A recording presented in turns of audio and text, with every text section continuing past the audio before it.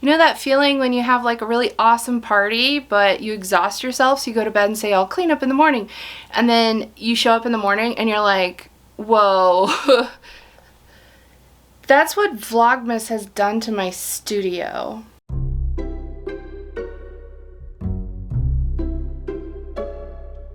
I don't want you to see my mess because it's kind of embarrassing, but I want you to see my mess because I'm pretty sure it's relatable. And I am overwhelmed. Like I'm overstimulated just being in here and looking at all this because it's so chaotic. I'm gonna get to work. Let's see how this goes.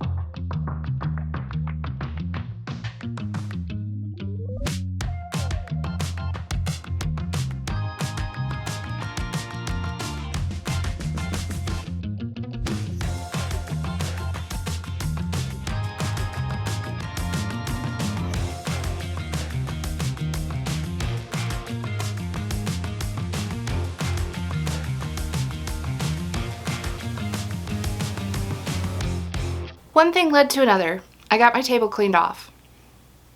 And then I started cleaning under my table. And I went to put some of the fleeces that I had under there down in the basement where the rest of my stash lives. And I couldn't find a place for it to be. And I stubbed my toe on something that was in a walking kind of area. And now you're getting an idea of what a disaster the basement is currently. And I thought, you know what? Everybody's doing the whole New Year thing. I feel like this should be spring cleaning. I'm doing it in January. Whatever, it's fine. You know what? Yesterday, like 2 days ago, we were like -8, and now today we're like 46. I don't even know what's happening. So like today is spring, I guess. Works for me. I'm bringing my entire stash up out of the basement to go through it, and I'm bringing you with me because it's definitely some sort of adventure. Also, I'm allergic to dust, so I'm probably going to be very sniffly in this video. Part of going through my stuff has been I have trouble getting rid of things that are functional because it's merino and cashmere, and they feel so soft. And I do like the color, and there's enough here to do an actual whole project. But you don't know what you're going to do with them. But I don't have a project specifically in mind. Okay, so again, ask yourself, are you passionate about doing a project with them? Or is it something that you could easily obtain at a later point in time and you could just de-stash it? I mean, we literally bought those $1 a ball. They're going to be more than that because of the cashmere content, but... Like, how many other projects do you have with material? I have a lot of projects. So, I mean, you could hold on to them, but they're literally just going to be sitting there for how long? I understand that. How much do they cost normally, do you think? Like, what's your ballpark? I don't know. I honestly, I don't know because I haven't been buying yarn. But somebody else could use it. Yes. Yeah. If there's fiber and I'm like, ooh, that could be a project, I'm like, I'll keep it. Even if it's not something that's inspiring me, that's in the, framework of things I enjoy working with, that someone else could get more enjoyment out of, you know what I mean? Like, I just kind of keep stuff, and not to like an extreme degree. I'm not gonna be, the H word, but it is something that is difficult for me to work through. And honestly, I think that has to do with periods of time in my past that I've been in very extreme poverty, like next to houselessness kinds of poverty. Never was, but very close. We've been through some tough times. And so when you live in that kind of a survival mode and it's difficult to acquire physical objects and physical objects you may need, then it starts to become this sort of like protective thing to keep stuff because you think, well, what if I go through that again? Well, at least I'll have wool to spin. At least I'll have yarn to knit a sweater. And yes, I did fix my hair to clean because why not, Like, doing a task you don't like, why not feel cute? I wish it was just sort of a nostalgic stroll down memory lane. But in the depths of our struggle, I couldn't work. I was very, very ill. And I needed to do something to feel productive. You all know this about me. I am a creative person. And if I'm not creating, that's like extra injury to my being, aside from, you know, all the physical stuff I was going through and the mental health stuff related to that. So during that time, I wanted to spin, and so that's when I was taking trades. And so someone would send me an entire fleece, and I would split it in half, and I would spin half of it and send that to them, and then I would have half to spin. But I wouldn't spin that. I'd put that aside, and then I would take another fleece and I'd spin half of it, send it back to the farmer, and keep the other half. So I have worked my way through a lot of that, but there is still a little of that left in my stash of fibers. And so when I pull that out, it kind of takes me back to that place. It's not just a oh look, I remember when I got this, but there's something deeper about it because of the way that I was tactilely intimate with the fibers themselves. I'm not sure that's a good way to say that, but this is the best way I can think of to say that. And it sort of evokes that place for me in a very deep way. This one's hard for me. Why? Because this is homespun Lion brand. It's 100% acrylic. It's horrible to work with. I put it in a shawl for someone I did a commission for ages ago, and it's kind of taken me back. Was that for somebody who was sick? No. Okay. Well, one of them was. Okay. The other one I sold, and we were able to buy groceries. Hey.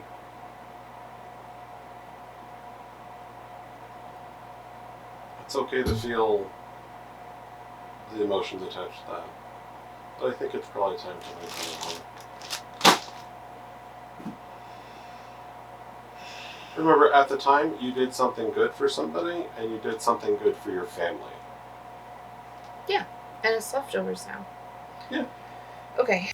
Mark came to the rescue. He works in a job that requires a lot of troubleshooting and logic trees. And so the idea that I could kind of have a progression through a logic tree of my supplies was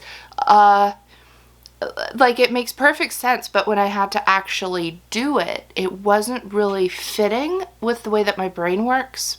Am I putting yarn and fiber in the same tote? Yes, everything you're keeping just goes in the same bin. You're just Feels wrong. I know, but what the point is that you don't have to decide. It's a yes or no. You're eliminating the stress of the decisioning. Yes, it's only one decision, yes or no. But that was totally fine because Mark was there to assist, and I can see the beauty of that system. When I was forcing myself to stick to it, I got through a lot really fast, and that was very motivating. And then go back and organize it? Right, because part of the hurdle, remember, is that you don't want to, there's some emotional stuff you have to deal with here. So we're not sorting by project, you're just looking at it and going, I definitely know I'm going to use this for a project. Or you're going to be like, I don't really want to deal with this. And then you move it along. And then when you're done, and we all the de-stash and the student stuff out of the way, then you can go through the bin and actually sort for projects. And I bet you'll come across stuff you'll be like, yeah, I don't really need this either. Because then there's not the emotional overhead that's weighing you down. Then you'll just have a bin that you can put all the stuff where you know it goes in there. Why are you so organized? Because I married you, and it was part of my contract when we got married was that I was going to help you organize your brain. Remember that? How's that going for you? It's still traumatizing, but I'm getting through it. And I understand, I say bin like these plastic totes. I don't know why I say bin, because I know in the UK you're thinking, why are you putting everything in the trash? Why are you sorting your trash? Why do you have so many trash bins? Bin, it's a plastic tote. It's those things. Language is fun. I don't know if you can see it, But this was on top of a shelf, so it's just open, and there's actual spider webs. Actual spider webs on it. I think I'm going to put it on the back porch for now, till I'm sure there's no spiders in it. And if there are, it's a warm day, they can find a tree or something. Good luck, little guys. I wanted some instant gratification. A video of Evie pulling hairs off her. She's covered in some sort of fiber. It's gonna be a hat. A chunky hat. Because I think it's gonna look really perfect with the color of my wool coat. Perfect. So, I just needed a quick and easy, instant gratification project, and I can have it done in a day, so it fits the bill. Perfect. Looks great. Thanks. How was breakfast? It was wonderful. How was your breakfast? I had salmon, eggs Benedict, and it was delicious. That's the reward for getting up at 5:45 in the morning. That's right. That's right. I finished my hat, and I love it. I think it really goes well with this coat, which is kind of an unusual color to have a coat this color. It's very mustard. But I really like it, and I think this yarn color was perfect. And I can see my buttons and my cute hat. And I'm being watched by geese. Day 2. Got a lot done last night. There's still quite a bit to do. Mark's method is working well. I just have to stick to it. So if I pick something up, it has to go in one of the decision boxes. I can't take anything back out of the decision boxes. And I need to watch out for justifying keeping things, because I could easily do that for everything. So that's the framework. Back at it.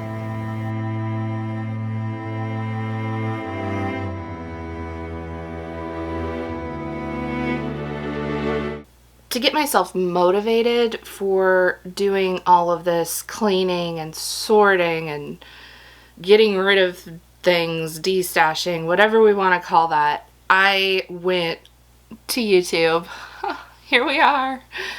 I went looking for some content about other people going through their stuff, going through their life stuff, making those kinds of decisions, changing habits, changing behaviors, changing consumptive mindsets, and how they were making those decisions, how it was affecting them, all that entails when you look at something that's very, very deeply ingrained, deeply embedded, and you try to change it. Because not only are those behaviors, playing on the psychology of humans, because that's what marketing and marketing research does, but it's also reinforced by society. Buy stuff, consume more. You'll be happy if you have this thing. You'll be sexy if you have this thing. You'll be confident if you have that thing. If you do this, then you'll have reassurance of safety. Or they play off of all of these very primal feelings and emotions. And that's in reference to things like just things we buy around the house, right? Just stuff we buy. So much stuff. And I started wondering about where the edges blur between having a huge fiber stash and being in that sort of consumption mindset. Having this conversation, I'm speaking in very general terms. So if you feel this doesn't apply to you, it probably doesn't apply to you. We all have different budgets, different living spaces, family situations. This is very general terms. So, take what you want, leave what you don't.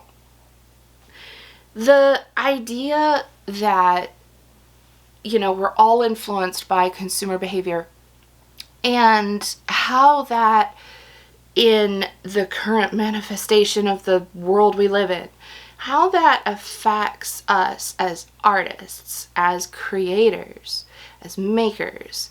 I think that's a really interesting conversation that needs to be had over and over and over again, because it's so relevant. But I also feel that there's such a cheapening of the act of creating things with our hands when it takes so much time to build the skills and build the knowledge. All of that practice, all of that hard work, none of that is really celebrated by society.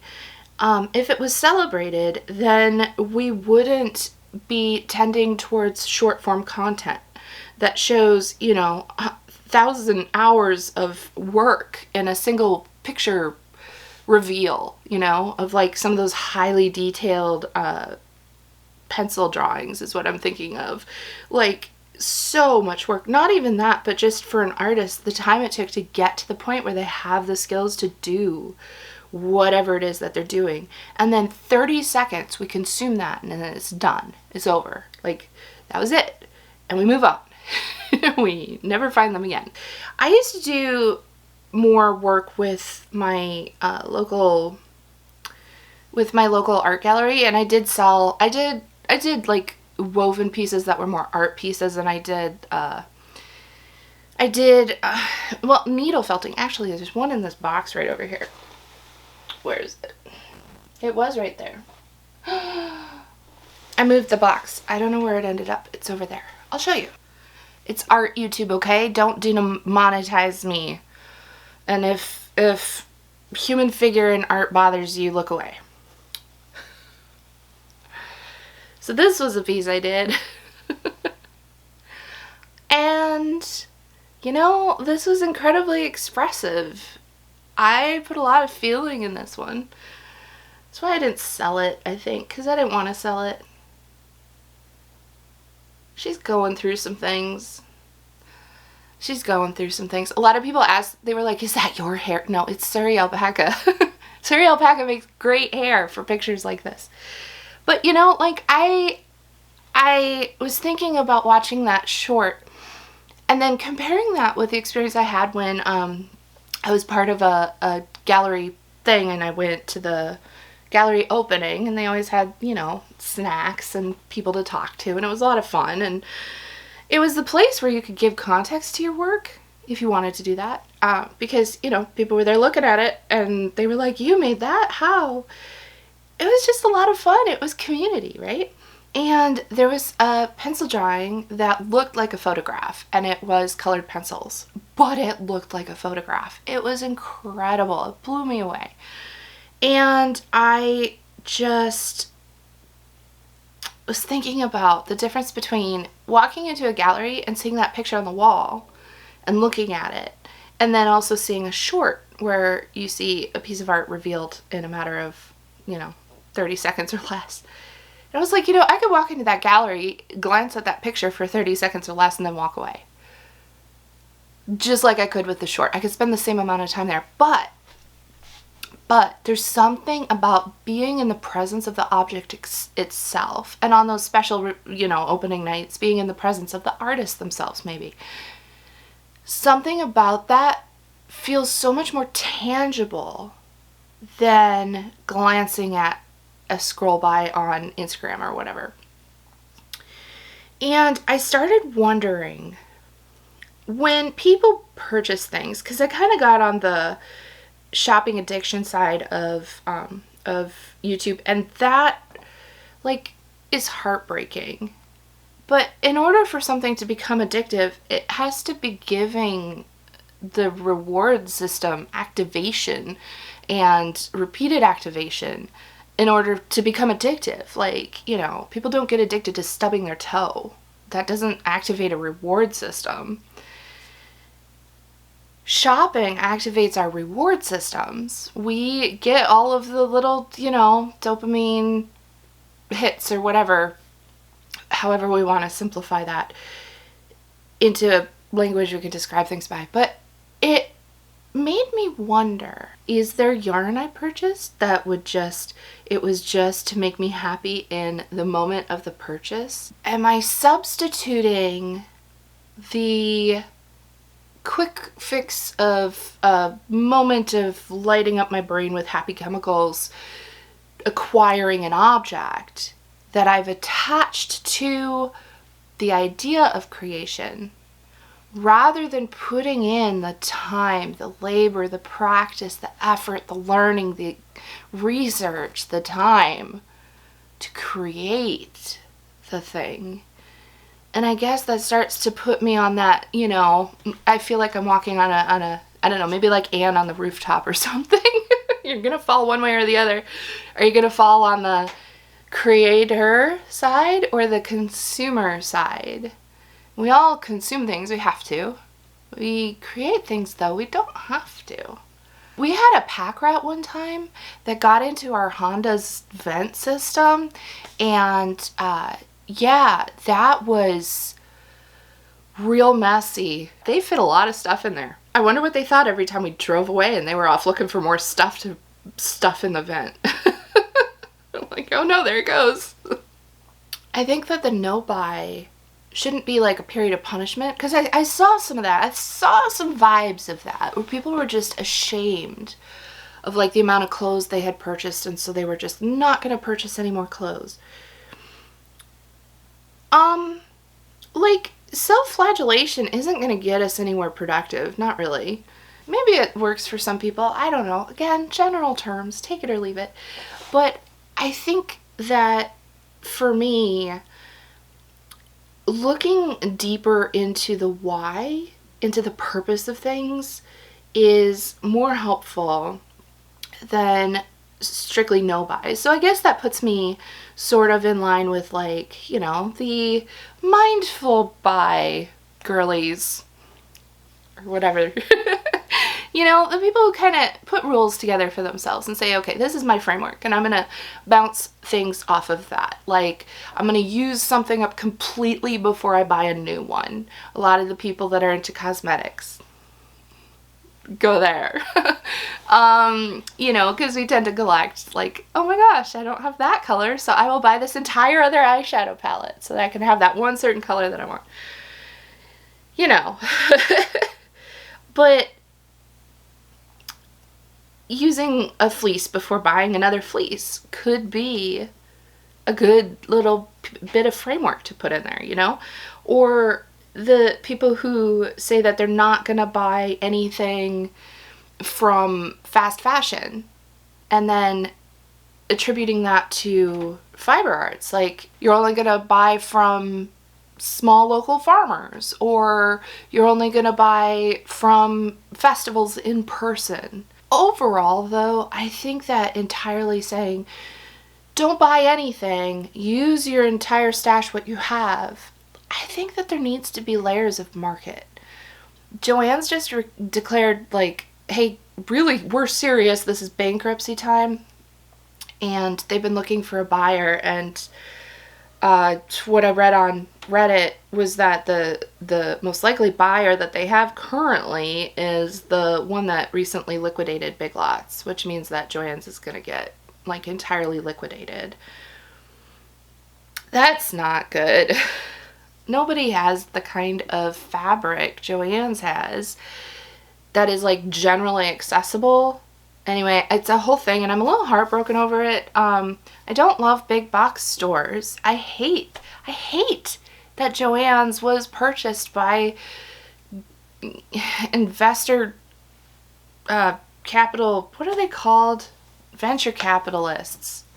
That's why it went under, because they weren't making the same profits that they did during the panini.